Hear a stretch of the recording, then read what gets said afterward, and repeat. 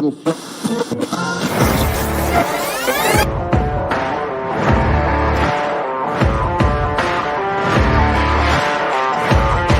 great, but being different for the sake of being different, I'm not a big fan of, right? If you just want to be different for the sake technology of it. Technology, I would hide behind it. And you start to hear some of their challenges, and yes. Because it speaks to the core of who you are and what drives you forward. Because what makes you different is what drives you.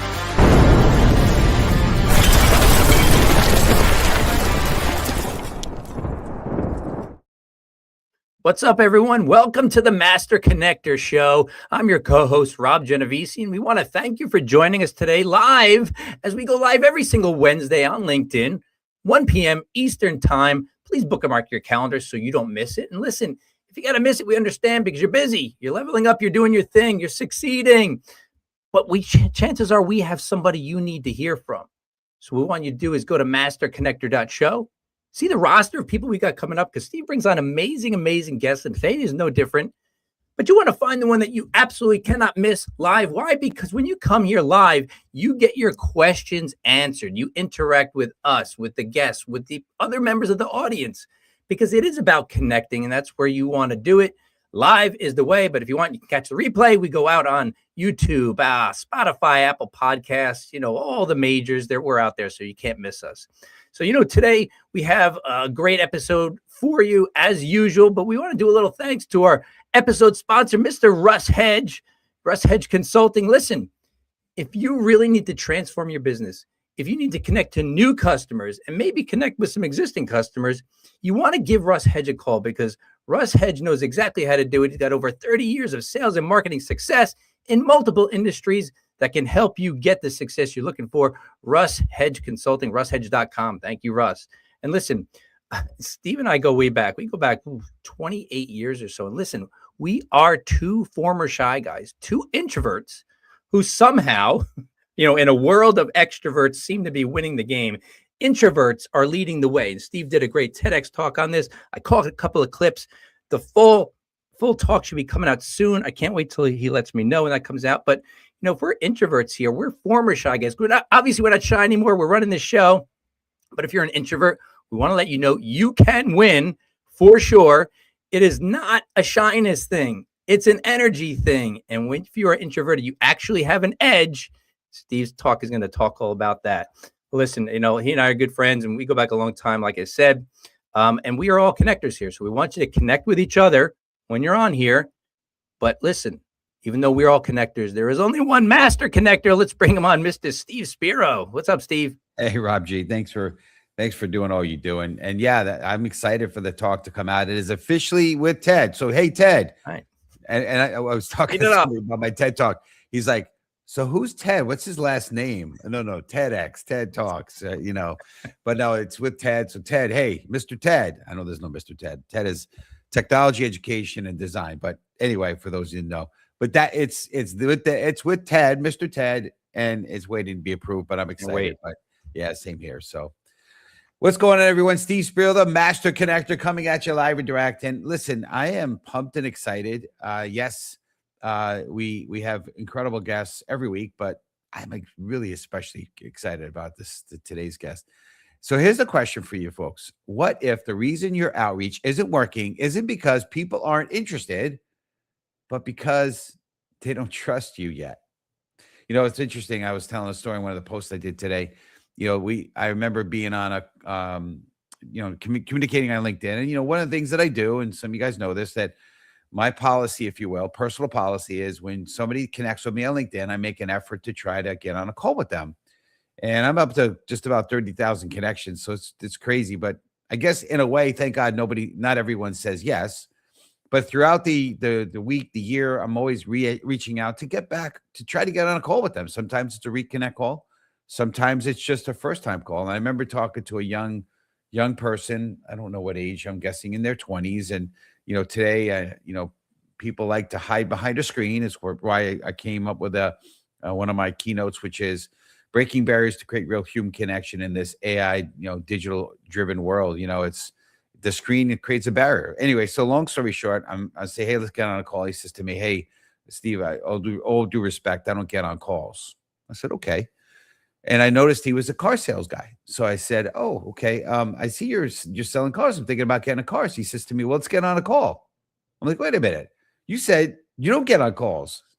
And so I said, to be honest with you, all due respect, I'm going to pass. And no, thank you. Because he lost credibility. And so, listen, we need to be people that others can trust. And we're going to hear a lot about that today on how you present your profile. We're going to hear a lot about your messaging. One of the things that I love talking about is my mission, which is to be the light. It's the mission of our show. It's what the book is about, that I came up with that you can see right here on screen. And a big part of that mission is to impact others. I really believe that true success is not how many material possessions you can have, but how many people are better off because you were here. And I believe by sharing that with people and telling my story, or in your case, telling your story, people are going to start to trust you. One of the 4 pillars of our show, 2 of the pillars, which is being authentic, being vulnerable. I love leading with vulnerability. And then the second is, being others focused, not thinking about yourself, but how could you be a blessing? I end every call for the most part, especially if I like the person, with the phrase, hey, what can I do to be a blessing? What can I do to add value? Because I really believe that also breaks barriers and creates trust. So listen, it's going to be an amazing show. If you're ready to have our guest introduced, type in "let's go" right in the comments. Again, we're participants, not lurkers. So get in there. And by the way, welcome to Yolanda. Welcome on the show. It's not a show unless Yolanda's on with us here. But Robbie G, I'll pass it to you. Type in "let's go." You demand. All right, let's go. Bryn Tillman is the co-author of the best-selling books, The LinkedIn Edge and Prompt Writing Made Easy, with one goal: to help revenue-driven professionals start trust-based conversations without being salesy. She has just launched her AI twin, Bryn.ai, which works alongside you on LinkedIn 24/7. Please welcome to the show, Bryn Tillman. What's up, Bryn? Oh, Rob and Steve, thanks for having me here. This is so much fun to move from lurking on LinkedIn and watching you do amazing things with other folks to being here. I feel like I got a little promotion. Well, yes, you did. We're Thank honored. you. We're honored to have you on here. And thank you, because you just flew in on a red eye. I don't know if I'm supposed to say that. And you're like right. And, it's like you brought the light. Talk about being the light. You brought the light with you. So we appreciate you big time. Thank you. Thrilled Absolutely. to be here. Yeah. So listen, I mentioned in the opening about trust. And so trust is so important, especially in this AI driven world where we don't know what's real, what's a fake, what's a whatever. And so let's talk about trust. So community, type in the comments right now, #trust. And here's the question for you, Bryn. What's the biggest mistake people make that instantly breaks trust in their outreach? The biggest. I have so many. Okay, so I think the biggest is the connect and pitch as a bait and switch. I pretend to care about you, but I don't. I only care about my sale. Right? And that's so clear. Often, though, with AI, it takes 1 or 2 messages before you realize that was all engineered empathy. It was fake. It was, really good prompt that helped you build a really good phrase that made me think you looked at my profile, but you didn't, right? And so I believe when you're trying to trick, and that's what it is, trick the connection to believe that it's really you and it's not, that is the fastest way to lose trust, right? Absolutely. A lot of building trust is about curiosity. You talked about leading with empathy. I think there's a few. I think leading with curiosity, leading with being of value, right? You're making an impact. Instead of telling people how you help them, start by helping them. Bring value and earn the right to get that conversation. Get them excited to want to learn more because you brought so much value without strings attached. And that's where trust really starts to happen. I think that, when we talk about trust, and we're putting AI and trust in the same sentences these days because of the lack of trust, because what AI is, right? It's not human. And one thing I do, and look, I don't even know if this is right, if this comes across right, so maybe you can be the acid test print, but when I reach out on a DM on LinkedIn, one of the first things I say is, first of all, this is not AI. It's really me and always will be. Something like that, Align. And it's always a genuine outreach. Like, hey, I was just wondering, I read your posts on this. Like, what are your thoughts on ... Like, and like, there's no pitch, nothing. I just want to be a person. And I always think if I was live in an event, a conference room event where people are having a drink and having some finger foods and meeting people, would I be that way? The answer is no, right? Am I off base here? Well, I mean, one of our core, phrases is treat the person on the other side of the message the same way you would if they were on the other side of the table. So yeah, we look at LinkedIn as like this huge lead list that I get to spam and hope and pray someone actually responds. I mean, that's really the way that so many salespeople look at LinkedIn. It's like, they bought a list off of Zoom Info. It's different, right? This is not an email list where we can hope and pray that if we put out enough volume that someone's going to respond. But one of the biggest challenges that salespeople face is all I want is to tell them what I want them to know, instead of talking and sharing and engaging around things that are important to them. Okay. Right? We have to detach from what the prospect is worth to us and attach to what we are worth to the prospect. Love that. Yeah, I got to say this, that I have no pitch on the end of my call whatsoever, ever. And not ever, but like I would say probably for the last 4.5, 5 years. And I got on a call recently. I think I posted on it earlier this week, and I could tell it was with a lady, and I could tell now either she thought I was one of those guys looking for a date, which I'm not that guy. I'm married, or it was somebody who stop a lot of them. That's true too. Or I was, she was expecting the pitch, and you could just see this like guarded look on her face and her feeling, and the short, curt answers. And then finally she realized that there's no pitch. I'm only looking to add value. I'm really truly looking to get to know her, as a professional, not any kind of funding business. Right. And that's it. And, so unfortunately the pitching is really ruining it for guys like me who just are really truly, and people like you, Brandon, obviously Rob, we really just want to get to know you. Cause again, I know I've shared this before. I've had the best financial years of my entire life, but it's not because I'm pitching on LinkedIn. It's because I believe the law of sowing and reaping takes in effect. You give, and you get back, and you get that pressed down, shaken together, overflowing. It's you get an abundance.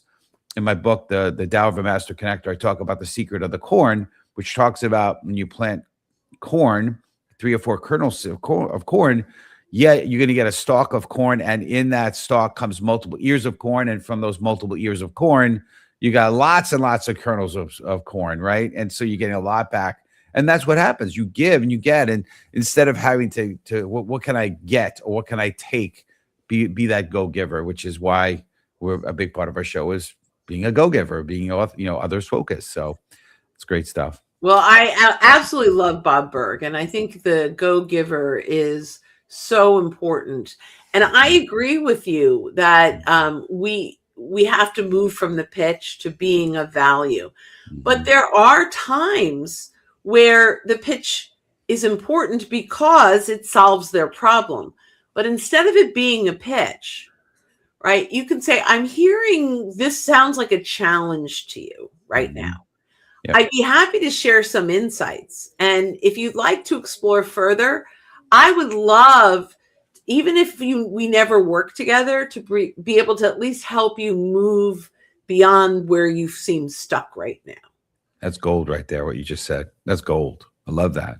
Yeah, it's so true. And so sometimes in my case, I don't know how I'm going to help them, but I know I'm going to help them. And maybe out of 16 things that I can potentially help them with, maybe it's a networking event, maybe it's some introductions, maybe it's, somebody I know in my network that does what they do. Maybe it's somebody like if somebody's looking for a job, I have some job seeker helper people that don't charge either, and I could connect it with. It's so many things. Have them on my show, whatever. And one of the things could be one of the services that I provide, but I'm not going to offer it until I hear, like you said, Brent, that need. There's a need there, and then now I could say, hey, maybe I can, maybe ways I can help. But I love what you just said. I want to keep this ball rolling, so let's talk about shift, right? A lot of times there's shifts in conversation, sometimes good, sometimes bad.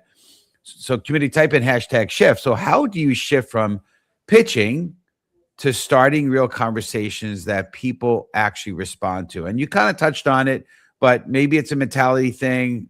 Tell me what your thoughts on that, if you can. Well, it's all about context. Yep. And there are many different reasons to start conversations. Mm-hmm. So, I am a sales trainer who teaches LinkedIn for business development. So I'd be remiss to say just network all day long and never think about moving it toward a sale, right? It just, there are a lot of folks that just don't have the time to do the deep networking that you do.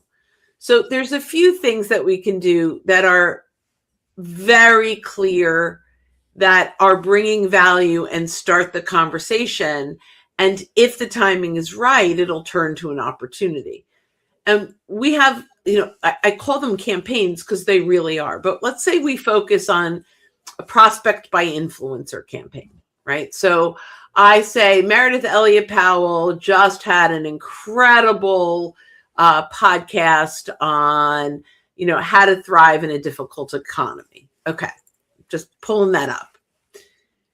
I can now go to my LinkedIn connections and look up exactly the types of people that I want to have a conversation with that also follow Meredith Elliott Powell.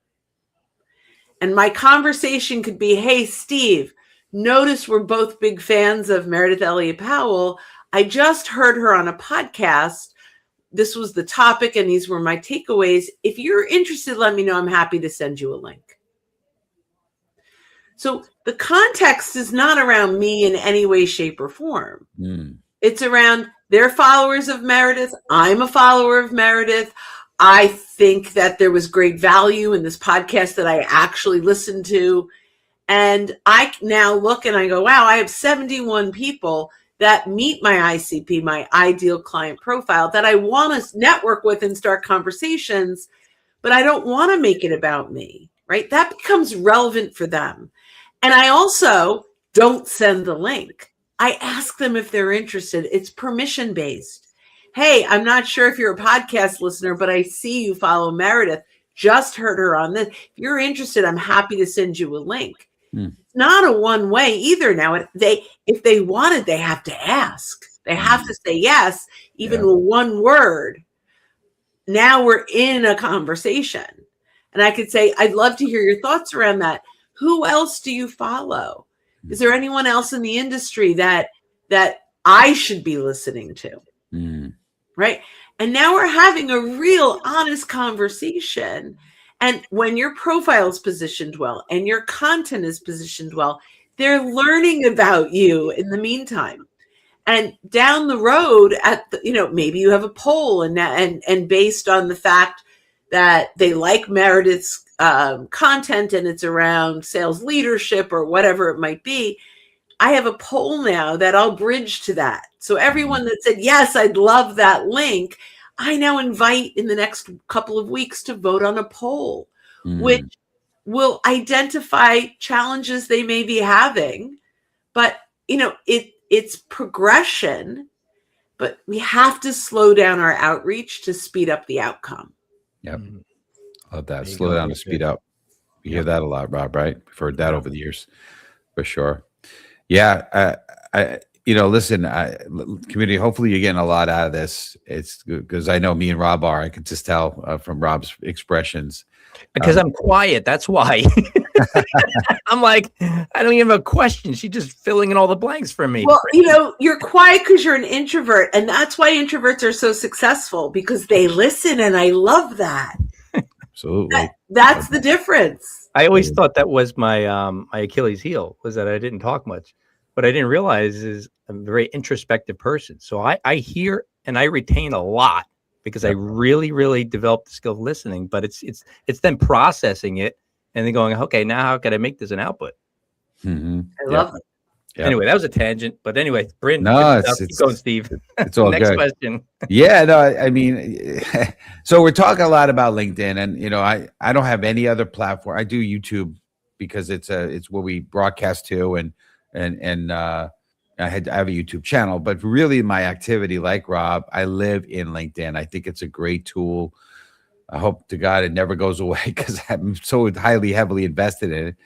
But anyway, I want to talk about LinkedIn, dive in that a little bit. So community, type in left LinkedIn, hashtag LinkedIn. And so here's the question for you, Bryn.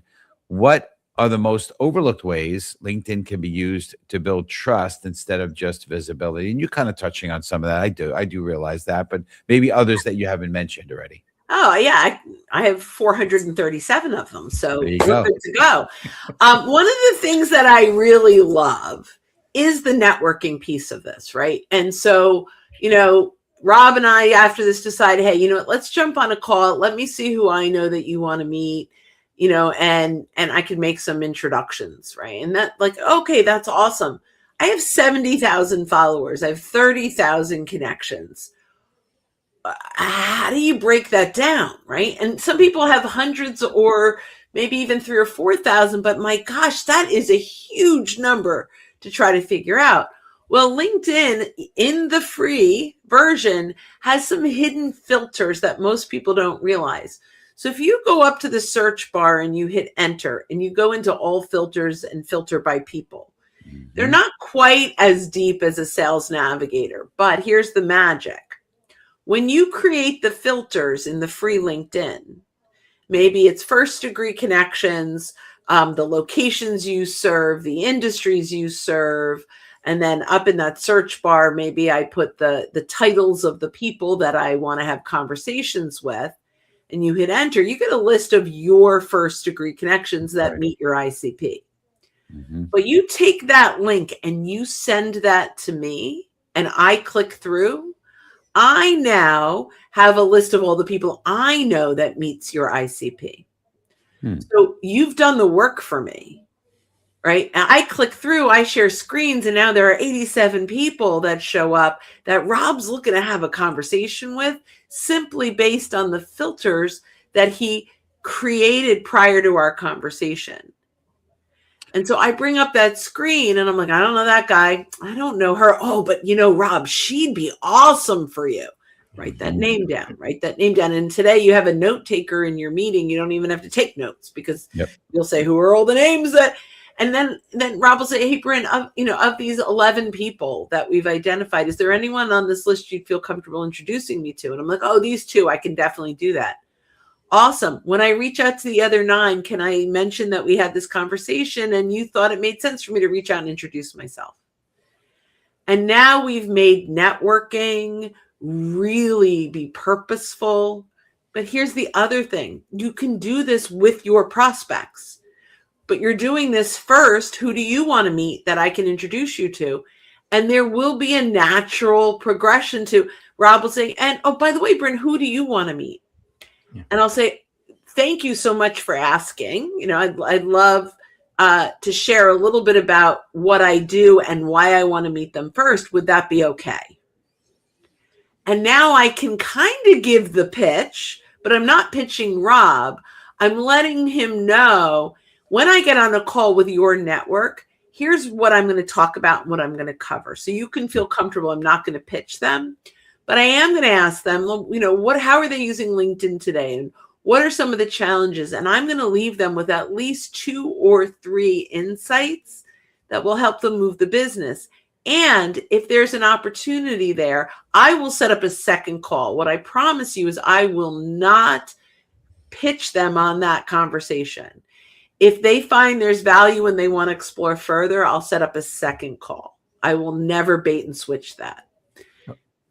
2 things I got to jump in because Bryn, my brain is so hot right now because it's processing everything you're saying, which is really good stuff. And what I want to point out to the audience, so, you know, I build brands and, you know, a lot of what Bryn's saying, of course, it's right on the money, but make sure you're understanding one thing.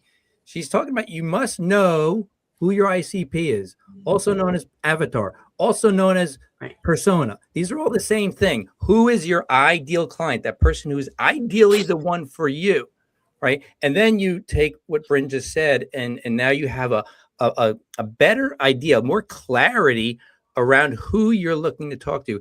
The other thing is this. Everybody wants to go from, I started business yesterday, I want to make $100,000 this year. And it's not going to happen, right? Unless you win the lottery. What is going to happen is you are going to have patience. Bryn is basically telling you, you have to have patience. You cannot go from, I don't know you, to, do you want to buy from me? You know, this is not buying a blender because your blender broke and you go to the store and you need one. So it's an immediate sale. We're talking about doing large ticket business and our own reputation and credibility on the line for referring you, or do I trust you? And it's always trust and risk, right? I'll talk about this all the time. And Bryn, what you're saying is so dead on. I hope everybody's catching that message, because the idea of slowing down a little bit to win somebody over, to be like, I trust you, Bryn. You are no risk to me, Bryn. I only see good things in working with you, Bryn. Let's go. Well, and I love that. Thank you. The trust is also with your referral partner, right? The person that's making introductions, and that relationship needs to stay intact. And that's why you have to commit to them that my goal, Rob, when you introduce me to Steve, is that Steve thanks you, right? Yeah. That's my goal. My goal is not to sell Steve. My goal is that Steve goes back to you and is like, Rob, thanks so much for introducing me to Bryn. That was a great call. Yeah. Right? Because the trust with Steve is important, but more importantly, I'm maintaining the trust with Rob, who was my initial contact. Yeah, love that. Yeah, I just learned a lot. But one thing I didn't realize that you can do, because I do similar to what you're talking about with introductions. But I put on the onus on the person, and I tell them about the free aspect of LinkedIn, and I give them the instructions.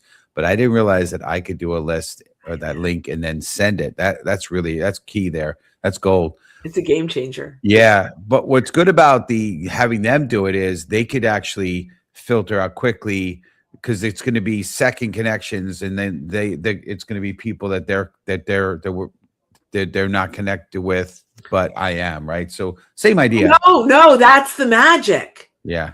When they click through it, it's their first degree. It doesn't, when you create that search, it's not Steve's search. Yeah. It's first degree search. So when someone else opens it up, they're looking at their first degree connections. Yep. There's no second in any of this. And that's okay. So you're saying people that they're already connected to? Yes. So when you create that search and you use the first degree filter, if you look at the URL, the filters are built into the URL. Yeah. Right? One of those filters is first degree. So I have a list and I pull it up, and I have 84 people that meet my first degree connections that I know. I send you that list, the link. It's not a list, it's a link. You click on that link, and Steve knows 143 people, and Bob knows 91 people. Rob, sorry, knows 91 people, right? And the next person knows these people, and so that is that's the magic. Wow.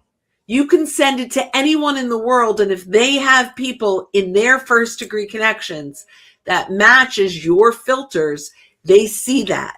And so you share screens, Rob clicks on that link, and all of a sudden he's like, oh, wow, I forgot about these people.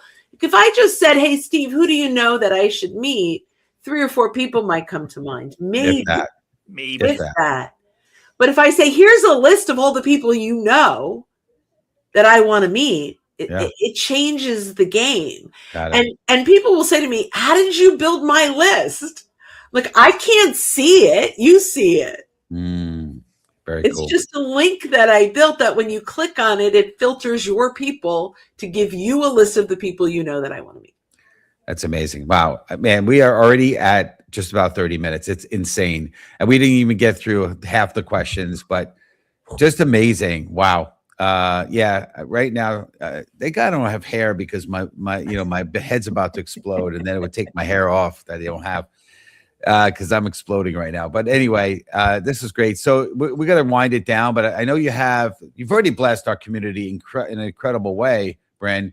But what do you, I know you have something you want to bless our community with as well as an offer. So could you tell them about that, please? Yeah, absolutely. And it's an ebook that gives you 21 sales campaigns that you can run based on trust. This is still business development. We are not here just to network. We're here to network toward business. Mm-hmm. So we want to make sure that, our approach is not just being nice, but being nice and earning the right for people to care about what you do. Love and it. So, if you go to bit.ly/ all lowercase, LI sales campaigns. So it's LinkedIn sales campaigns, LI sales campaigns. You'll get, I think there's 21 of them in there. Yeah. And by downloading that, you will automatically be invited. We have once a month, the third Thursday of every month at 1 p.m. Eastern. We have open house coaching. So anyone can come ask their questions. I think I'll be joining that call. Great. I love it. Anyway, I appreciate it. And what's the best way? By the way, that link is also in the comments. Thank you, Rob. What's the best way for the community to get you? I'm guessing it's LinkedIn, but I want to hear from you. What's the best way? Yeah, absolutely. I have hit my 30,000 connection requests. So to accept connections, I have to delete people, and it's not fun. But follow me there. Send the connection request. I will do my best to add you in. Just let me know that you heard me here. Mm-hmm. And download the ebook, and you'll get all our stuff. There you go. Love it. Well, we appreciate you big time, Bren. We're going to have you go in the green room. If you want to wait a couple minutes, and we'll say hello and goodbye. But thank you again for blessing our community and being amazing. We Thanks for having me. All right. Absolutely appreciate you. Get some rest now. So, okay. Thanks so much. All right. Well, wow. That was incredible. Well, if you thought that was amazing, tune in next week. Same bad time, same bad channel, April 1st. And we're not going to fool you because it's going to be amazing. Unleashing your behavioral superpowers with Kenyatta Turner. It's going to be a great show. And if you want to learn more about some of the future episodes, go to masterconnector.show. Also, if you want to learn how to be a guest on the show, we are booked out all the way into November. But if you want to learn how to be a guest, go on to masterconnector.show, or like Russ Hedge, be a sponsor of the show, same place, masterconnector.show. But in closing, I want to kind of just share a quick story. So before becoming a globally recognized voice in leadership and inclusion, Bazoma St. John faced personal loss, career transitions, and moments where she had to redefine who she was without shrinking to fit expectations. Instead of conforming, she learned fully. She leaned fully into authenticity, bringing her boldness, culture, and humanity into every room she entered, which ultimately set her apart and elevated her to a top executive role at companies like Apple, Uber, and Netflix. Listen, let her journey remind you and remind us that when we embrace who we truly are without apology, you don't just stand out, you become a beacon of light that gives others permission to do the same. Folks, let's remember to shine our light. God bless. We'll see you next week. And you start to hear some of their challenges, and yes, because it speaks to the core of who you are and what drives you forward.